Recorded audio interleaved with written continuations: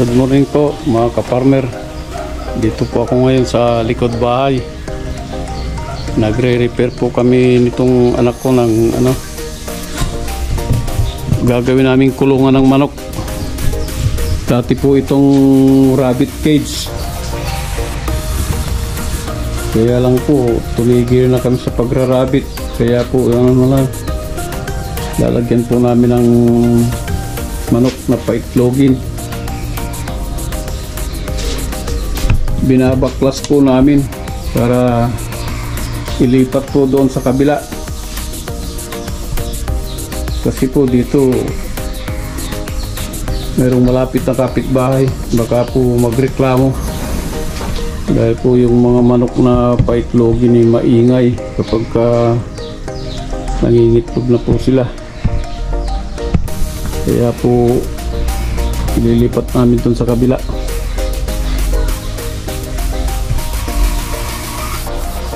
Ito po napakaraming sapot ng gagamba kasi matagal na po itong hindi nagagamit. Nag-rabbit po yung panganay ko noong pandemic. Nag-start po siya ng 2019 pag-rabbit. 2019 bago tumigil po siya ng 2021. Bali 2 years din po siya nag-alaga ng rabbit. Kaya lang po nahihirapan siyang i-market. Kaya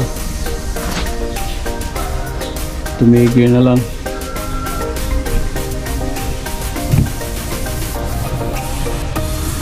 Ngayon po gagawin namin mag-trial naman po kami sa paitloging manok. Sige, katingin mo na.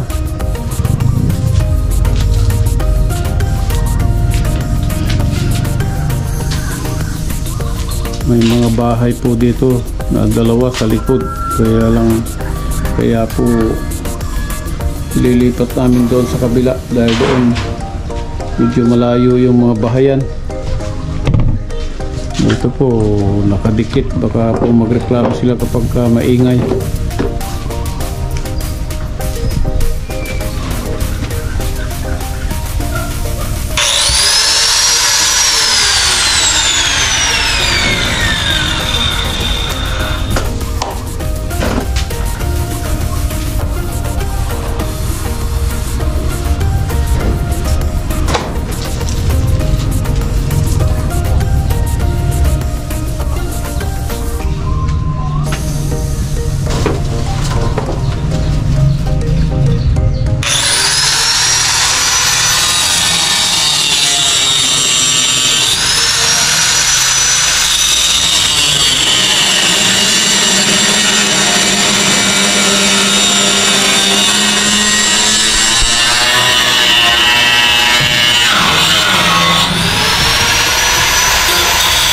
Kung sa baba ititira po namin kasi plano ko pong mag-alaga ng rabbit kahit kahit 3 piraso lang. I-try ko naman po ulam ng rabbit meat, kasi po sa tagal nung anak ko na nag-alaga ng rabbit hindi ko po natikman. Noong nagbakasyon po ako, sabi ko magkatay tayo ng rabbit mo, sabi niya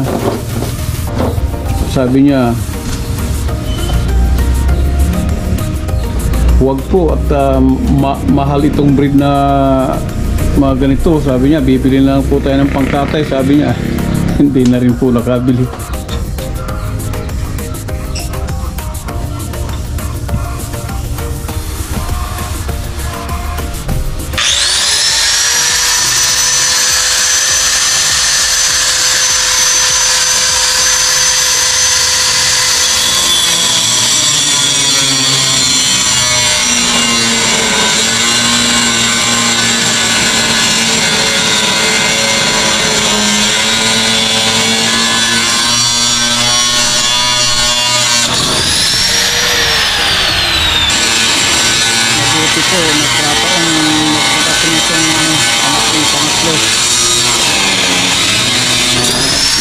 po siyang mag-welding.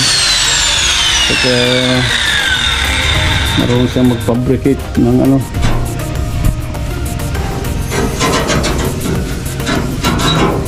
isa po siyang seaman. Nakabakasyon po ngayon. Naisipan po niya na medical na lang ng rabbit, kulungan ng manok. Nag-try po kami sa kahit 50 heads na paitlog ng manok. Kapag po magandang resulta, pwede po kaming magdagdag ulit.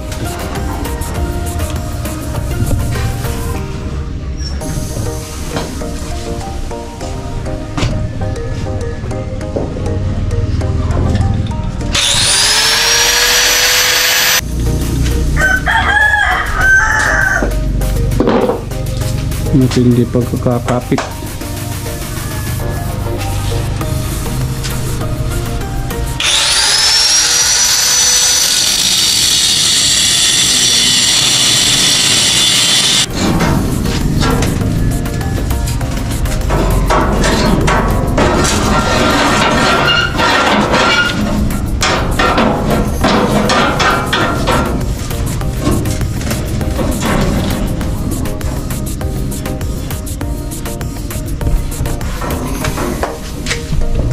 Maigpit pagkapit niya.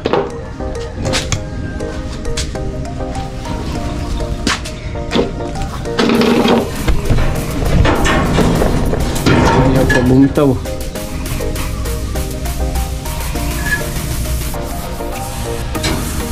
Nakabit sa likod. Ha? Nakabit sa likod. Putulin mo na. Putulin mo na. Dugtungan na lang ng ikabit doon mamaya.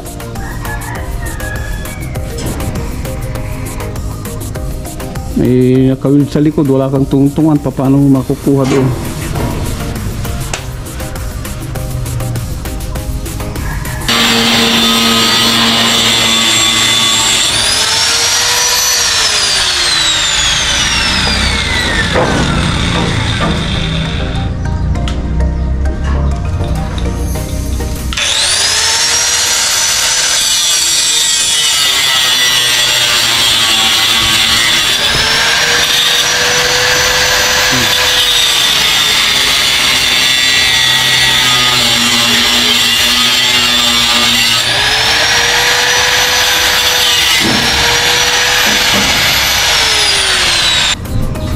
Ingat ka, mainit.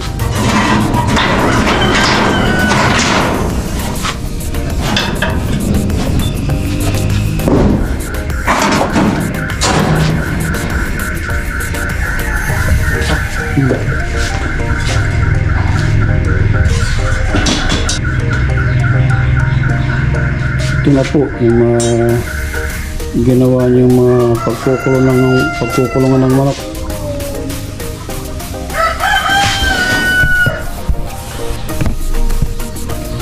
Bibili lang po ako ng steel brush at babrush lang ng konti para maalis-alis po yung kalawang. Medyo kinalawang na po kasi matagal na na-stock. Saka po pag tag-ulan dito, pag kumahangin, pumapasok ang umaampias ng ulan.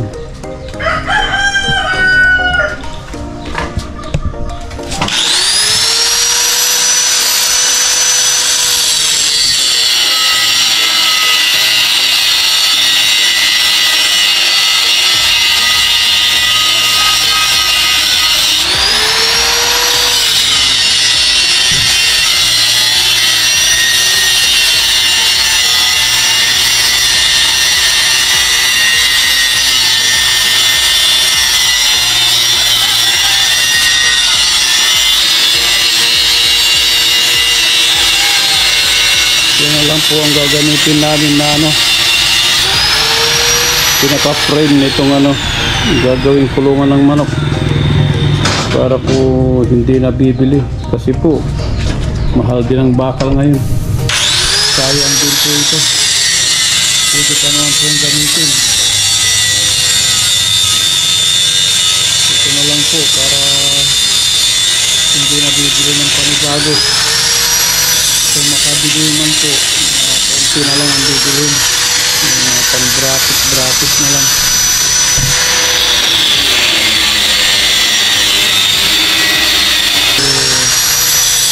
Hindi na po niya ginamitan ng ano.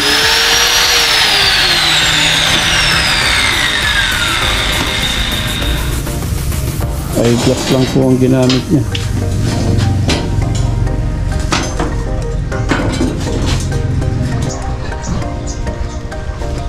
Dito po may mga pananim akong ano, Madre de Agua.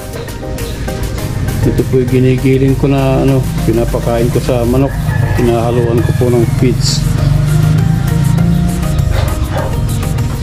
May halong commercial feeds. Gustong gusto naman po ng mga manok.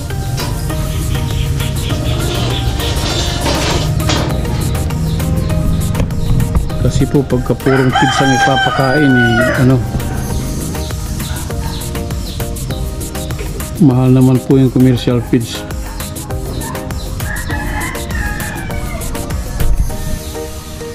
Mamaya na lang po ulit itutuloy ang vlog kasi po pananghalian na. Kakain muna lang tanghalian.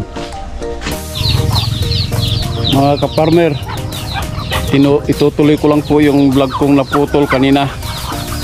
Dito na po ako pagpakain na po ng mga alagang pato, pabo at saka manok. Yan po sila, naghihintay na po ng pagkain nila.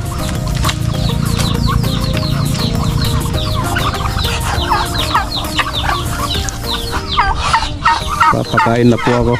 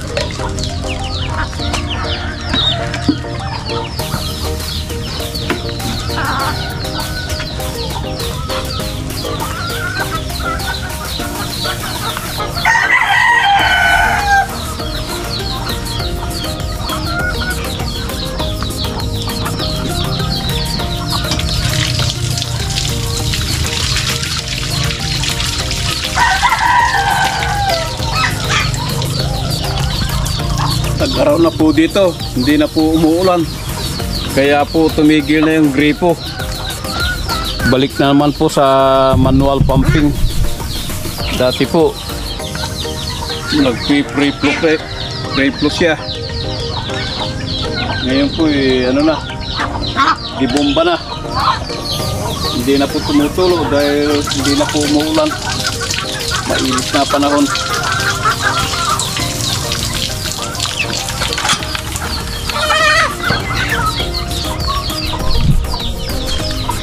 Ganito lang po ang buhay ko sa araw-araw, umaga hapon, pakain ng manok.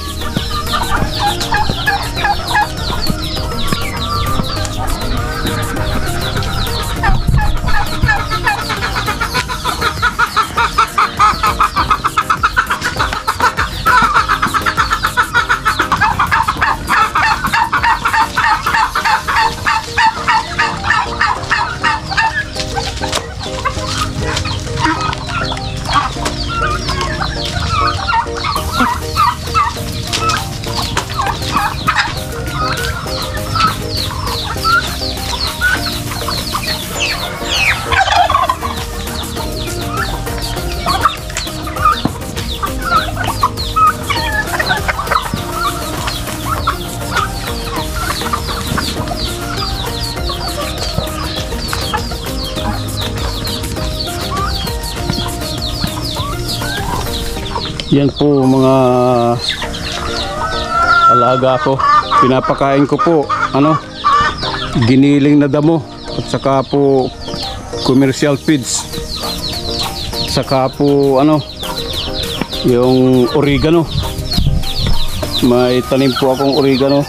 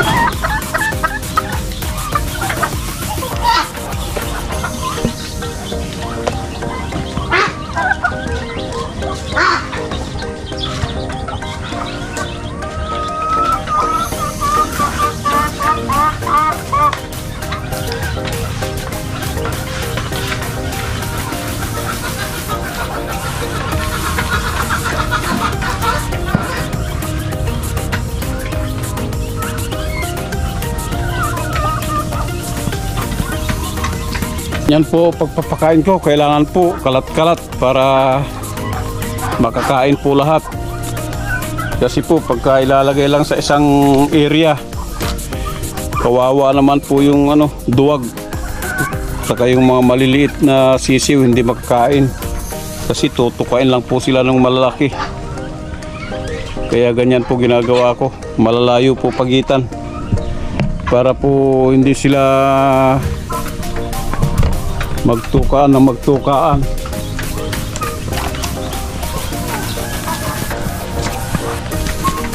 Yan po.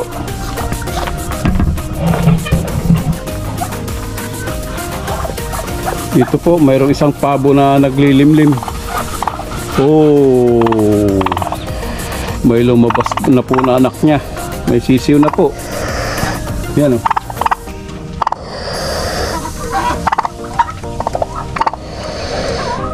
Magaling po magaling po maglimlim itong pabo na ito. Siguro po mga 2 araw pa ibababa ko na ito.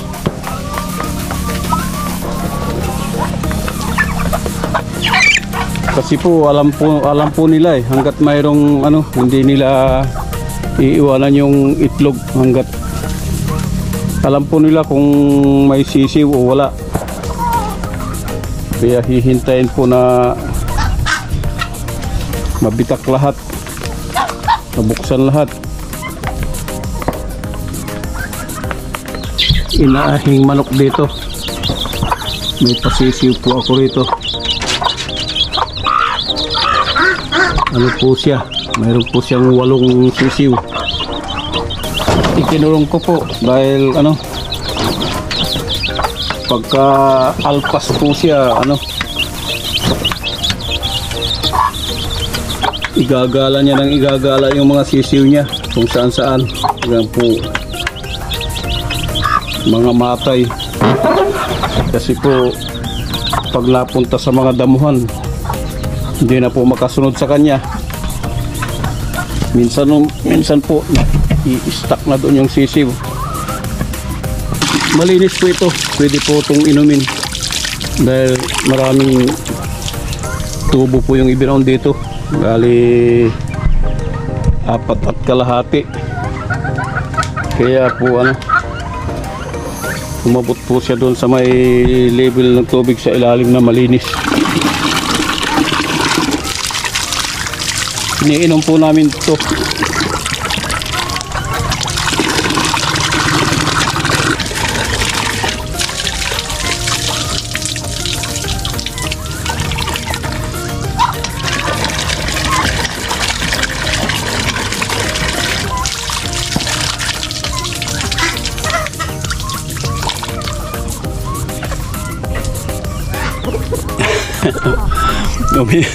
Uminom na po ako sa direkta po na galing sa tubo. Kasi po tinatamad na akong kumuha ng tubig dito sa bahay kubo ko. Yan po ang kubo ko.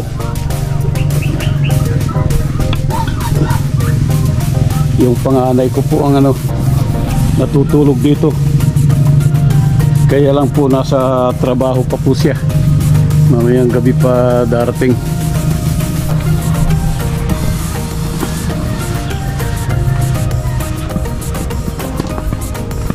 Sayang po yung pabo ko. 5 pabo, 4 na pabo. Yung malalaki na. Ganyan na kalalaki oh. Namatay noong bagyong Christine. Kasi po hindi sila nakapasok doon sa hindi ko na po na-check nung gabi. Hindi ko na sila nabalikan. Nung humapon po sila, yung 4 po nandun sa labas. Magdamag po silang basa. Pagdating po ng umaga, wala na. Na sila. Nangingisay-ngisay na sobrahan po ng lamig. Yan po, nangingitlog na po yung mga pabo, mga pato. Magandang blazing po. At nakapagpalimlim po ako ng pabo. Saka manok. Meron din pong 8 sisiw. Ito po, may itlog na po rito. Dito po sa kabilang pugad 3. Dito po 3. Yan 3 po. 3 din po doon. Saka doon po 3.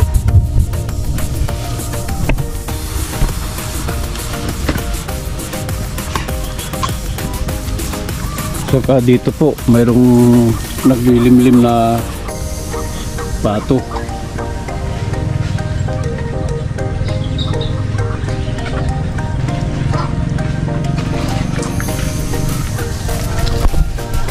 Nai-stress din po yung mga hayop pagka po tuloy-tuloy ang ulan. Buti po ngayon medyo sumigla na sila. Kanina po naggawa ako ng mga pugad nila, pugad ng manok. Kasi po mangingitlog na yung mga manok. Malimit na po silang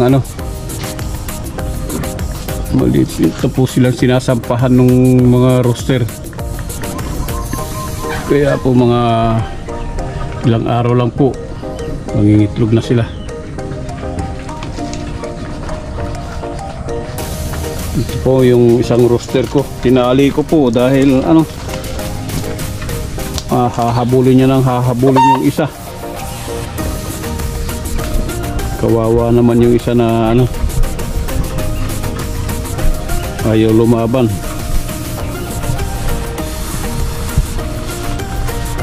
Kaya ito na lang po ang remedy ko. Itali itong isa para hindi niya habulin yung baka naman po maglayas yung isa. Tapos na po akong nagpakain. Dito po ako sa aking doyan, pahingaan.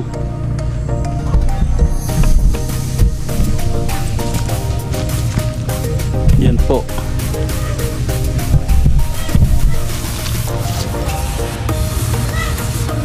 May kinabit po akong duyan dito. Dito ko nagpapahinga pagka tanghali. Saka pagka po tapos na yung ginagawa ko, babati lang po ako sa aking mga subscriber. Shout out po kay Sir Marlon Merales from Tokyo, Japan. Kay Sir William Lagasca from UAE, United Arab Emirates. Kay Sir Capridis Treasure, kay Sir Dennis TV, kay Madam Nati Remigio from Tarlac, kay Sir Niel Asusina, kay Ate Twinks, kay Sir Archilis Cañete, at kay Katcho Alexander TV, kay Sir Joseph Antolin from Narbacan, Ilocos Sur, at saka kay Madam Annabel Kawili Blaker.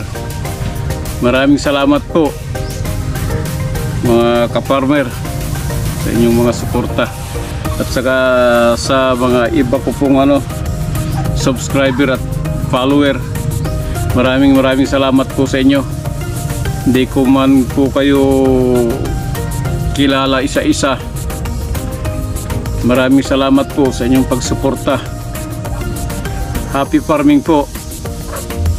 Bye bye. Ingat po tayong lahat. Maraming salamat po.